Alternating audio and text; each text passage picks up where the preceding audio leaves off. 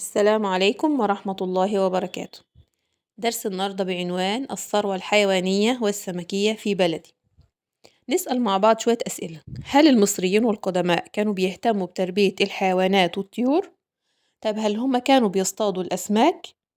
طب إيه مظاهر اهتمام الدولة حديثا بتربية الحيوانات والطيور وإيه أهمية الثروة الحيوانية والسمكية في مصر؟ المصري القديم كان بيعيش فين أول خالص؟ كان بيعيش فوق الهضاب. كانت حياته بتعتمد على التنقل والترحال من أجل إن هو بيبحث عن الطعام وصيد الحيوانات. يبقى كان بيصطاد الحيوانات بهدف إيه؟ بهدف أكل لحومها، وكان بيرتدي الجلود بتاعتها مثل الغزلان. يبقى كان بيصيد الغزلان عشان يستفيد بيها. لما الجفاف حل عند الهضاب ونزل المصري القديم إلى وادي النيل، هناك عرف حرفة إيه؟ حرفة الزراعة. يبقى هو نزل للوادي في العصر الحجري الحديث وعرف حرفة الزراعة وعاش حياة الاستقرار، وبالتالي خلاص بقى فيه استقرار، بدأ يستأنس ويربي الحيوانات. كان بيستفيد من جلودها ولحومها وألبانها، بيستفيد من الأبقار ومن الأغنام ومن الماعز. كان بيستخدمها برضو كوسيلة بتساعده في أعمال الزراعة وكوسيلة للنقل مثل الحمير. عرف الخيول مع دخول الهكسوس إلى مصر. اهتم المصريين القدماء في مجال الطب البيطري وبرعوا فيه، وكان الهدف منه إن هم يوفروا وسائل العلاج للحيوانات وحمايتها من الأمراض. أما بالنسبة لتربية الطيور، كان بيربي البط والأوز والدجاج والحمام. طب إيه الهدف من تربيتها؟ هو أكل بيضها ولحومها. وكان بيصطاد بعض الطيور مثل السمان والبجع، وكان بيهتم أيضا بتربية النحل. أما بالنسبة لصيد الأسماك، فعرف أنواع مختلفة من الأسماك، منها القرموط، قشر البياض والبلطي، وكان بيصطادهم من نهر النيل. وكان بيستخدم الشباك والرماح والسنانير، الخطافات المصنوعة من البرونز والنحاس، عشان يصطاد الأسماك دي. وكان بيتناولها إما طازجة وإما مملحة وإما مدخنة. طب إيه مظاهر اهتمام الدولة بتربية الحيوانات والطيور؟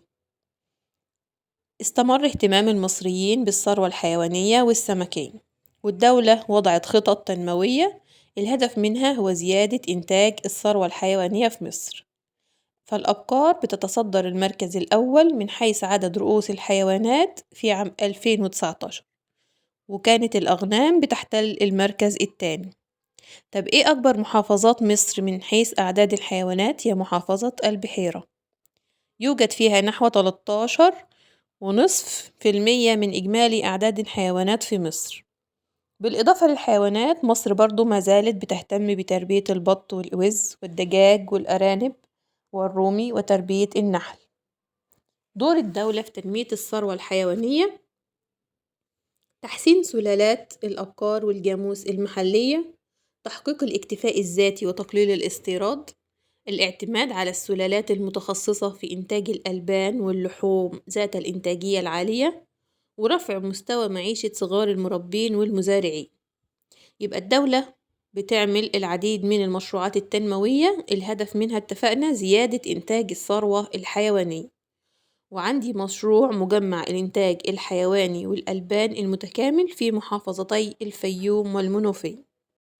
أما بالنسبة لإنتاج مصر للأسماك، ففي عام 2019 ميلادي كان إنتاج مصر حوالي 2 مليون طن، وتعد مصر الأولى إفريقيا في إنتاج الأسماك والسادسة عالميا في إنتاج الأسماك. طب إنتاج الأسماك في مصر بيجي منين أو بيصطادوا منين؟ عندنا 80% من المزارع السمكية و20% من المصايد الطبيعية في البحيرات، البحرين الأحمر والمتوسط، نهر النيل بفرعيه اللي هو فرع دمياط وفرع رشيد، من الترع.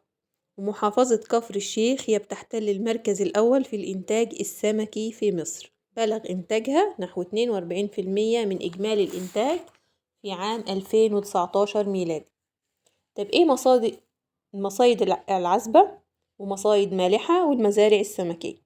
المصايد العذبة بتتمثل في نهر النيل بفرعيه دمياط ورشيد وبحيرة ناصر والترع. أما المصايد المالحة عندي البحر المتوسط والبحر الأحمر. البحيرات المالحة اللي اتفقنا بتقع في شمال مصر في البحر المتوسط، اللي هي بحيرة البردويل والمنزلة والبرولوس وإدكو ومريوط. وعندي المزارع السمكية مشروع الفيروز في محافظة بورسعيد، ومشروع أو بركة غليون في محافظة كفر الشيخ. والهدف من تنفيذ العديد من المشروعات التنموية هنا زيادة إنتاج الثروة السمكية. طب ما أهمية الثروة الحيوانية والسمكية في مصر؟ أولاً بتساعد في توفير احتياجات السكان من الغذاء، وخاصة الغذاء أو البروتين الحيواني، توفير فرص عمل ومصدر للدخل القومي. بتقوم عليها العديد من الصناعات مثل الصناعات الجلدية ومنتجات الألبان والأسماك المحفوظة. نشوف عندنا التغيرات المناخية بتأثر على الثروة الحيوانية وإنتاجيتها ولا لأ؟ طبعا بتأثر نتيجة تغيرات درجة حرارة الجو، فنقص المياه والجفاف ونقص في المساحات المزروعة وانتشار بعض الأمراض بين الحيوانات. كل ده بيأثر على إنتاجية الثروة الحيوانية في مصر. عشان كده منظمة الأغذية والزراعة اللي هي منظمة الفاو بتعمل على توعية دول العالم بضرورة تحسين صحة الحيوانات. إيه السبب؟ حتى يصبح لديها قدرة على التكيف مع التغيرات المناخية وتحقيق الأمن الغذائي. نشوف مع بعض مجموعة من الأسئلة. اكتب ما تشير إليه العبارات التالية. مشروع تم تنفيذه لزيادة الثروة الحيوانية في بورسعيد هنا مشروع الفيروز. مشروع تم تنفيذه لزيادة الثروة السمكية في كفر الشيخ بركة غليون. محافظة مصرية تعد الأولى في الإنتاج السمكي في مصر كفر الشيخ. دولة بتحتل المركز الأول في إفريقيا للإنتاج السمكي هي دولة مصر. عصر تاريخي عرف فيه المصري القديم الزراعة هو العصر الحجري الحديث. يجي سؤال تاني يقول لي العصر التاريخي الوحيد الذي لم يعرف المصري القديم فيه الزراعة هو العصر الحجري القديم، الفترة اللي هو كان بيعيش فيها فوق الهضاب. محافظة مصرية تعتبر الأولى في تربية الحيوانات في مصر محافظة البحيرة. نوع من الحيوانات بيحتل المركز الثاني في عدد الرؤوس اللي بتمتلكها مصر عام 2019. هنا المقصود بها الأغنام. بما تفسر يعني اذكر السبب. اهتمام المصري القديم بتربية الحيوانات للاستفادة من لحومها وألبانها وجلودها.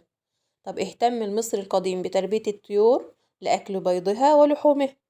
اهتمام المصريين القدماء بالطب البيطري لتوفير وسائل العلاج للحيوانات وحمايتها من الأمراض.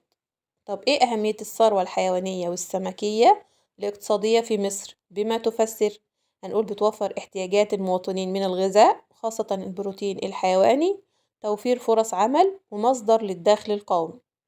إيه أهمية مشروع مجمع الإنتاج الحيواني والألبان المتكامل في محافظة الفيوم؟ هنقول لزيادة إنتاج الثروة الحيوانية.